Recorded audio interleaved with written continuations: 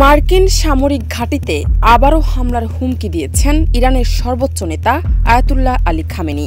11 জুলাই এক বিবৃতিতে তিনি বলেন, আল উদঈদ ঘাঁটিতে হামলা কোনো ছোট ঘটনা নয়। যদি প্রয়োজন হয় এমন হামলা আবারও চালানো হতে পারে। ওয়ালটন এখন দেশের সীমানা পেরিয়ে পৌঁছে গিয়েছে 50টিরও বেশি দেশে। ওয়ালটন, ঘরে ঘরে বিশ্বজুড়ে। সম্প্রতি কাতারে অবস্থিত যুক্তরাষ্ট্রের সবচেয়ে বড় সামরিক ঘাঁটি আল উদঈদ এ ইরানের ব্যালিস্টিক ক্ষেপণাস্ত্র হামলা চাঞ্চল্য সৃষ্টি করে। তেহরান জানায় এটি ছিল যুক্তরাষ্ট্র ও ইসরায়েলের যৌথভাবে ইরানের পারমাণবিক স্থাপনায় হামলার জবাব।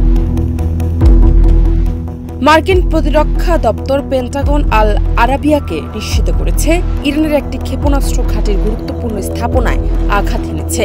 স্যাটেলাইট চিত্রে দেখা গেছে ঘাঁটির রেডম ক্ষতিগ্রস্ত হয়েছে, যেখানে গুরুত্বপূর্ণ সামরিক যোগাযোগ যন্ত্রপাতি সংরক্ষিত থাকে।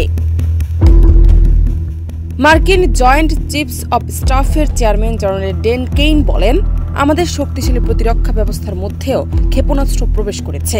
এটি ছিল যুক্তরাষ্ট্রের ইতিহাসে সবচেয়ে বড় প্যাট্রিয়ট মিসাইল প্রতিরক্ষা প্রতিক্রিয়া।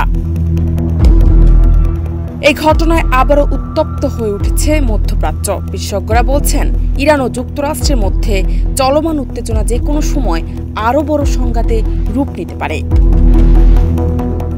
জান্নাত টিপু, দেশ রূপান্তর।